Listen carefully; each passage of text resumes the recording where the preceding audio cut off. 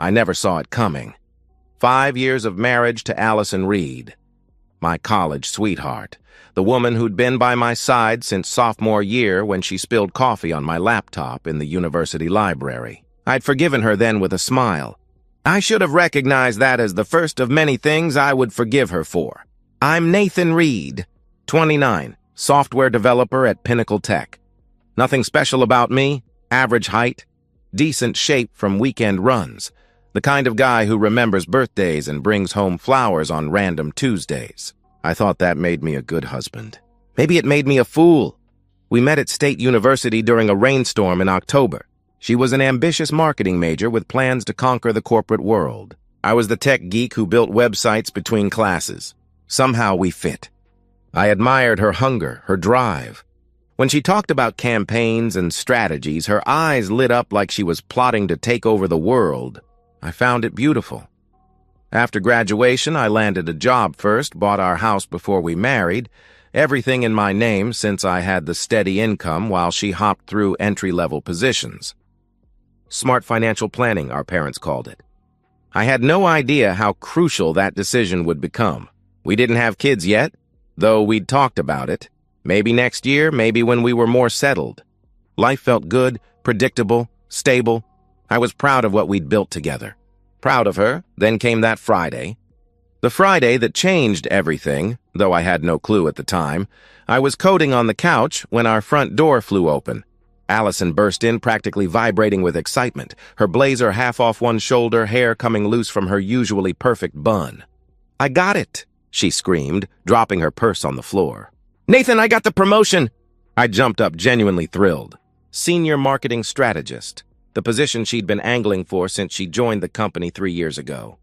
15% raise, bigger office, company credit card. All the things she'd dreamed about while we lay in bed planning our futures. "I knew you would," I told her, lifting her off the ground in a bear hug. "They'd be idiots not to promote you." We celebrated with Italian takeout from Vincenzo's, her favorite linguine with clam sauce that I couldn't stand but ordered for special occasions. I popped a bottle of champagne we'd been saving, and we toasted on the living room couch. Her legs draped across my lap as we ate straight from the containers. "There's more," she said, sipping champagne with a nervous smile. "I'll be traveling. With Greg Carlisle, her boss, mid-40s, married with 2 kids, the kind of man who wore expensive watches and talked too loud at company parties. I'd met him twice and thought nothing of him. The Denver pitch is in 2 weeks, she continued, twirling her champagne glass between her fingers. 3 days, then probably Chicago the month after, maybe New York in the fall. I didn't hesitate, didn't think twice. "This is your dream, Al. I'm not going to hold you back." She set down her glass, crawled across the couch, and kissed me, deep, grateful, tasting of champagne and promise. "You're the best husband ever, you know that?" she whispered against my lips. I believed her completely. Later that night, as she slept beside me, I lay awake thinking about how proud I was of her. Her ambition had always attracted me, the way she set goals and crushed them, her relentless drive. Her hunger for success had always matched my need for stability. Perfect balance. I decided I'd use her trip to finally finish coding that personal project I'd been procrastinating on. 3 days alone would be productive. I'd order pizza, pull some all-nighters, surprise her with progress when she got back. I had no idea that in 2 weeks, everything I thought I knew about my marriage would be destroyed in a single hotel room. The 2 weeks passed in our normal rhythm. Morning coffee shared over weather forecasts, good-night kisses that tasted of toothpaste, weekend errands running on autopilot. Nothing felt different. Nothing felt wrong. Tuesday morning came with a gray drizzle. I drove Allison to the airport, her professional armor fully assembled. Navy blazer, pencil skirt, heels that clicked authoritatively on our garage concrete. Her rolling suitcase contained 3 carefully planned outfits. I knew because I'd watched her pack them. Hanging on the closet door while she deliberated between blouses. "You're going to nail this presentation," I told her at departures, pulling her close for a quick kiss.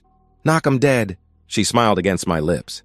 "I'll try not to leave bodies," she joked, adjusting her blazer. "Text me when you land?" I asked, squeezing her hand. Of course, she promised, rolling her suitcase toward the terminal. 3 hours later, my phone buzzed. Landed. Staying at Grand Summit Hotel, room 712. Miss you already. I sent back a heart and went back to coding. That evening, she texted a photo of her hotel room view. Downtown Denver, framed by mountains. Later, a selfie, her face tired but smiling, hotel bed visible behind her, laptop open beside a room service salad. Long meetings. Brain fried. Love you. I replied with updates about my day. Ordered pizza. Settled into bachelor mode. Feet on the coffee table. Basketball game on low volume. Laptop balanced on my knees as I worked late. Everything felt perfectly normal. I had zero suspicion. This isn't a story about a husband who snooped through phones or hired private investigators. It's about a trusting man who believed in his marriage completely. By Wednesday evening, I simply missed her. Not in a worried way, in a we've been together since college and 3 days feels long way. I kept checking my phone, refreshing our text thread, staring at her tired but smiling selfie. Then I had an idea. What if I surprised her? Showed up at her hotel with flowers, stole a night together before she flew back tomorrow? I imagined her face when she opened the door. Shock, joy, maybe happy tears. I checked flights. One leaving in 2 hours, landing at 10 p.m. Denver time. Before I could overthink it, I booked the ticket, packed a light overnight bag, and headed to the airport. On the way, I stopped at Bloom & Petal, our local florist. Red roses and white lilies, I told the woman behind the counter. Allison's favorites. Special occasion? She asked, wrapping the stems in green tissue paper. Just surprising my wife on a business trip? I answered, pulling out my wallet. She smiled warmly. That's so romantic, she remarked, handing me the bouquet. I grinned like an idiot, excited about my grand gesture. Maybe we'd order room service champagne. Maybe we'd make love with the Denver skyline behind us. Maybe I'd fly home tomorrow night having reminded her why we worked so well together. The flight felt endless. To avoid ruining the surprise, I texted Allison that I was working late on a deadline and wouldn't call for our usual good-night chat. She replied with a sad face and, "Miss you?" I landed at 10:47 p.m., already imagining the story we'd tell for years, about the time I flew across the country just because I couldn't wait one more day to see her. I caught an Uber straight to the Grand Summit Hotel, flowers in hand, heart racing with anticipation. The hotel lobby gleamed with marble and soft lighting. The night clerk barely looked up as I walked through. I didn't need to check in. I was just visiting. Room 7 on 12. The elevator climbed slowly. 4th floor, 5th, 6th, 7th. The hallway stretched long and quiet, thick carpet muffling my footsteps. Room 708. Room 710. Room 712. I stood at her door, flowers in hand, and raised my knuckles to knock. I knocked 3 times. When that door opened, my entire life ended. Allison answered on the 3rd knock. Her hair was loose and tangled, cheeks flushed pink. She wore only a white hotel robe, barely tied at the waist, exposing a strip of bare skin from throat to navel. For one suspended moment, I thought she'd just showered. Then her eyes went wide with horror. "Nathan?" she gasped, clutching the robe tighter. Behind her, a man's voice called out, "Babe, who is it?" My blood turned to ice. The bouquet slipped from my fingers, hitting the carpet with a soft thud. Red roses, white lilies, crushed under my shoes as I pushed past her into the room. Greg Carlisle lay sprawled across rumpled sheets, naked, except for a thin blanket hastily pulled across his waist. Wine glasses stood on the nightstand. His clothes, expensive suit pants, button-down shirt, lay scattered across the floor beside lace underwear I recognized as Allison's. Time slowed. My brain tried to process what my eyes were seeing. Disbelief collided with reality, my entire world rearranging itself in seconds. Then instinct took over. I pulled out my phone and started recording. "Say hi to the camera, Greg." My voice sounded wrong, cold, mechanical, belonging to someone else. I panned across the room, capturing everything: the rumpled bed, the wine glasses, discarded clothes, Allison in her loosened robe, Greg scrambling to cover himself. Nathan, stop! Allison lunged for the phone, her robe falling open further. I sidestepped her easily. I'm getting evidence. For the divorce, I explained, continuing to record everything. Greg stood up, wrapping the sheet around his waist. Listen, man, this isn't, he began, hands raised. This isn't what it looks like? I laughed, hollow and sharp. It looks like you're f***ing my wife. Nathan, please. Allison's voice broke, tears streaming down her face. Mascara ran in black rivers down her cheeks. Good. I wanted her ruined. Let me explain, she pleaded, reaching for my arm. Explain what? I snapped, jerking away from her touch. That you accidentally fell on his banana? That you've been lying to me for how long? Weeks, months. Greg stepped forward, hands raised placatingly. You need to calm down, he advised, his voice patronizing. Something snapped inside me. Stand up. I spoke directly to Greg, ignoring Allison's pleading. Get up. Listen, I understand you're upset, he started, backing away slightly. My fist connected with his jaw before he could finish. The crack echoed through the room, followed by Allison's scream. Greg stumbled backward, eyes wide with shock. I didn't give him time to recover. I drove my fist into his ribs, once, twice, 3 times in rapid succession.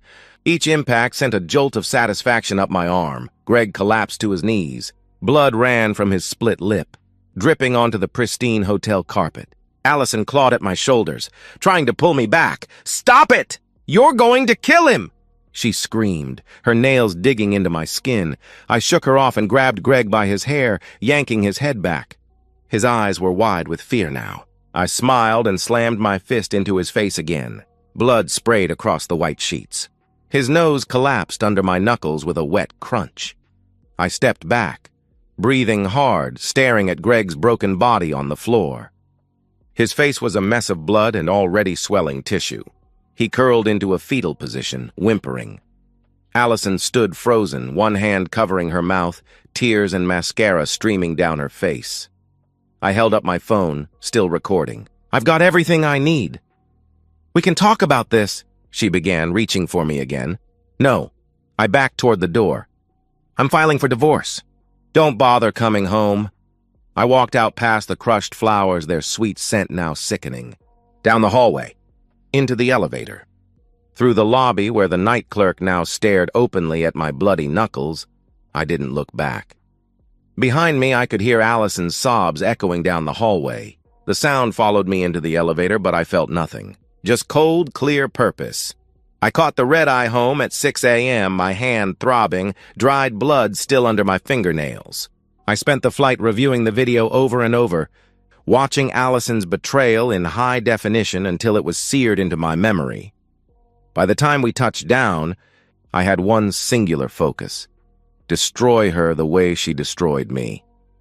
By the time Allison landed back home the next day, I'd already dismantled her entire life. I landed at 6 a.m. and drove straight to an address I'd found during my sleepless flight. Samantha Torres, divorce attorney. Her office wasn't open yet, but I'd sent an emergency email from the plane. She was waiting for me in the parking lot, coffee in hand, sharp eyes taking in my rumpled clothes and bruised knuckles without comment. You said it's urgent, she remarked, unlocking the office. Inside, I showed her the video. She watched without expression, only the tightening of her jaw showing any reaction. When it ended, she set her phone down carefully.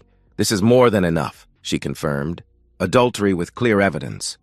You'll keep everything, house, assets, savings. When did you purchase the home? Before we married.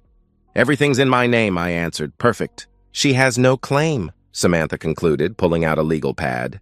I can draft papers immediately. You'll be free in 6 months, maybe less given the evidence. I nodded, feeling a cold satisfaction spread through my chest. How quickly can we serve her? I asked. Give me 3 hours, she promised, already making notes. I spent those hours methodically dismantling the life Allison and I had built. First stop, the bank. 9 a.m. sharp. I closed our joint account, transferring $47,000 to my personal account, money mostly from my salary anyway. Allison had always spent more than she saved. Next, the locksmith. I paid extra for immediate service. By noon, every lock in our house had been changed. I handed the old keys to the locksmith, watching him drive away with the last access Allison had to the home I'd built for us. I called my boss, explained a family emergency, took 2 days off. I had work to do. That evening, as the sun set, I heard a car in the driveway. Allison's headlights swept across the living room wall as she pulled in. I watched through the window as she approached the front door, suitcase rolling behind her. Her key slid into the lock but didn't turn. She tried again. Nothing. Then the pounding started. "Nathan, open the door!" she yelled, her fist hammering against the wood. I approached the window, pulled back the curtain. Our eyes met through the glass. I opened the window 1 inch, just enough for my voice to carry. "There's nothing to talk about," I stated flatly. "Please," she begged, mascara already running again. "Just let me explain." "Explain what?" "That you f***ed your boss in a hotel room?" I asked coldly. "That video explains everything." "Nathan, I made a terrible mistake. I love you. We can fix this," she pleaded, pressing her hand against the window. I laughed, harsh and cold. "Divorce papers will be sent to your parents' house. Don't try to contact me again. You can't do this. This is my house, too," she protested, voice rising. "Check the deed," I replied calmly. "You did this, Allison." "Not me." I closed the window, locked it, and drew the curtains. I put on noise-canceling headphones and sat in the living room, music drowning out her screams and pounding. Through a gap in the curtains, I watched her collapse on the front step, sobbing into her hands. She stayed until 2 a.m., begging, crying, eventually just sitting in silence. Finally, she stood, dragged her suitcase to her car, and drove away, broken and homeless. But I wasn't done. The next morning, I drafted an email to Allison's company HR department. Subject: Violation of company policy, evidence attached. I wrote professionally, clinically, attaching the video of Allison and Greg. I explained the extramarital affair between employee and supervisor, the violation of conduct policies, the abuse of company resources. Hit send. Closed laptop. 3 days later, Samantha called with news. Both Allison and Greg had received suspension emails. 2 weeks after that, termination letters. Both fired. Professional reputations destroyed. In our industry, word travels fast. I sat at my desk reading the divorce papers one more time. Everything was proceeding exactly as planned. House mine, savings mine, her job gone, her reputation destroyed. I scrolled through texts from mutual friends, people wondering what happened, asking if I was okay. I told them the truth, every brutal detail, shared screenshots of hotel receipts I'd found, timestamps of calls between Allison and Greg going back months. Let the evidence speak for itself. One by one, friends took sides. Most chose mine. The ones who didn't were dead to me anyway. I poured myself a whiskey, neat, and toasted my computer screen. Phase 1 of destruction, complete. I thought taking her home and career was enough. I was wrong. She still had one place left to fall, and I made sure she'd lose that too. Allison arrived at her parents' suburban home, Linda and Robert Reed, with 2 suitcases and shattered dignity. I wasn't there to see it, but I heard the story later through mutual friends who still talked to both sides. Linda opened the door with a face like stone. "Why are you here?" she asked, not moving to let her daughter in. "Nathan and I are getting divorced," Allison answered quietly, eyes downcast. "Why?" The single word fell like a judge's gavel. Allison hesitated, then confessed in a small voice she'd made a mistake, was seeing someone from work. Robert appeared in the doorway behind his wife, face hardening as he processed his daughter's words. "You cheated on Nathan? That boy who treated you like a queen?" he demanded, his voice rising. "Dad, please," she started, reaching toward him. "Get out," he ordered, stepping forward. Allison tried to explain. Robert's face turned crimson. "You destroyed your marriage. You humiliated yourself in this family. You don't get to bring that shame into this house," he shouted, jabbing a finger at her chest. Linda crossed her arms tightly across her chest. "You should have thought of the consequences before you slept with your boss," she added coldly. The door slammed shut. Allison stood on the porch alone, homeless, jobless, disowned. I learned all this from Linda herself, who called me the next day.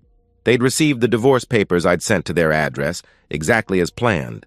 I knew her traditional parents would never forgive infidelity. I'd counted on their rejection as the final blow. "We didn't raise her to be this person," Linda said, voice thick with emotion. "Robert can't even speak your name without crying." "I'm sorry," I told her sincerely, and I was. Sorry their daughter had become someone they couldn't recognize. Sorry they were collateral damage in Allison's explosion. "Don't be sorry," she insisted. "You were too good for her." We always knew it. I hung up feeling a grim satisfaction. I hadn't orchestrated her parents' rejection directly, but I'd predicted it. Known their traditional values would never bend to accommodate their daughter's betrayal. The ripple effect of exposure spread far beyond what I'd directly controlled. Allison hadn't just lost me, she'd lost everything and everyone. Through the grapevine, I also learned Greg's marriage had imploded. His wife, unaware of his affairs until my email to HR went viral through the company, had filed for divorce immediately. Now he was paying alimony and child support, barely surviving on unemployment benefits while he tried to resurrect his career from the ashes. One night, a text came from an unknown number. I knew instantly it was Allison, the desperate, rambling tone, the mix of self-pity and pleading. She was sorry, she'd made a horrible mistake, she still loved me, she'd do anything to make it right. She was staying in a cheap motel, had lost her parents, her job, her friends. She was alone and scared. I read it once, blocked the number, deleted the message.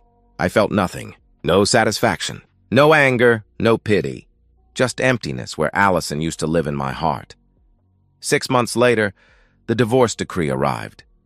I opened it once, filed it away, and moved on. She never did. The final divorce decree arrived in a manila envelope 6 months after Denver. I opened it at my kitchen table, scanning the legal language that officially dissolved our marriage. 5 years reduced to paperwork. I read it once, filed it in a drawer I'd probably never open again, and made myself a cup of coffee. It was over. Official, complete. I kept the house. Kept my savings, kept my dignity and self-respect. More importantly, I kept moving forward. My coworker, Brian, the one who'd recommended Samantha, Torres, when I showed up at work with the haunted look of a man whose life had imploded, approached. "Me at lunch one day. My wife's friend Claire is single, veterinarian, nice girl. No drama," he offered casually. I hesitated. It had been 5 months since Denver. "Just coffee," he pressed, leaning forward. "What's the worst that could happen?" Claire had kind eyes and an easy laugh. We met at a cafe downtown, away from anywhere Allison and I had frequented. She wore a blue sundress and didn't ask invasive questions when I mentioned I was recently divorced. "Bad ending?" she asked simply, stirring her latte. "The worst," I confirmed with a tight smile. She nodded understandingly. "I dated a pathological liar for 2 years." "I get it," she shared, her expression empathetic but not pitying. Coffee turned into dinner.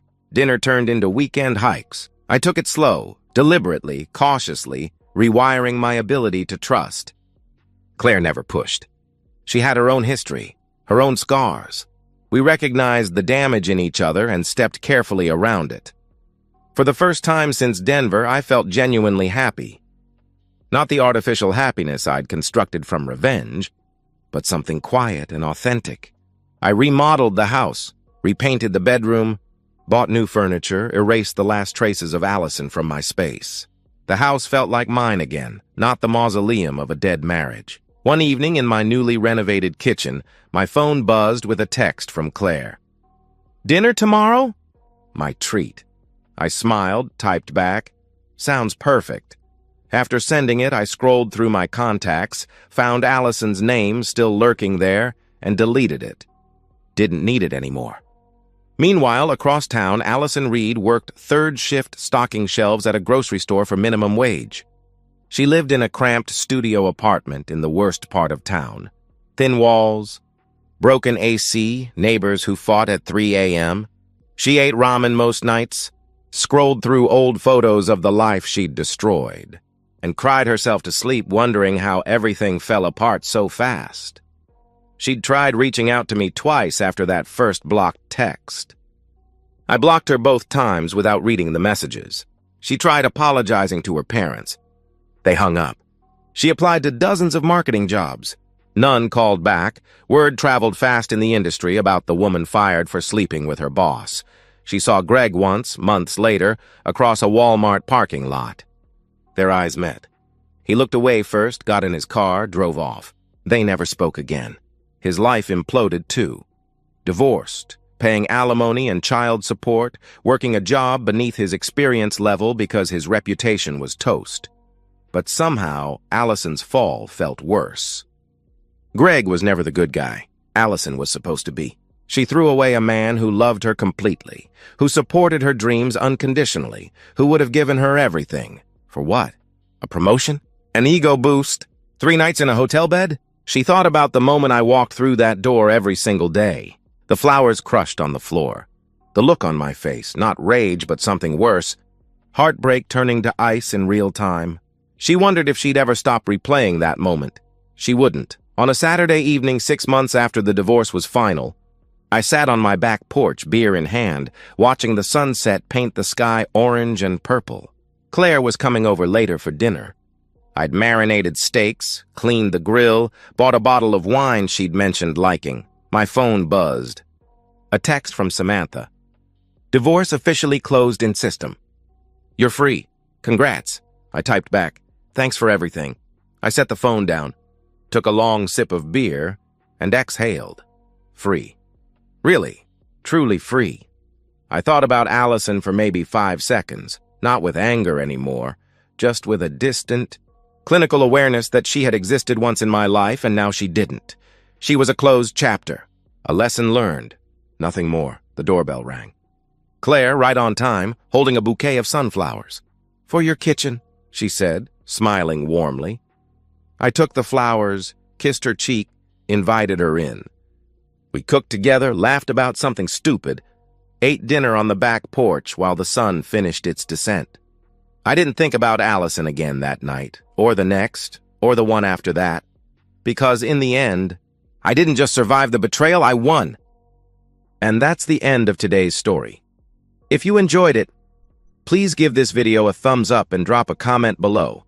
Your support helps the algorithm push my content further. If you're new to the channel, don't forget to hit that subscribe button. It really helps me keep creating more stories for you. Thanks for watching, and I'll see you in the next one.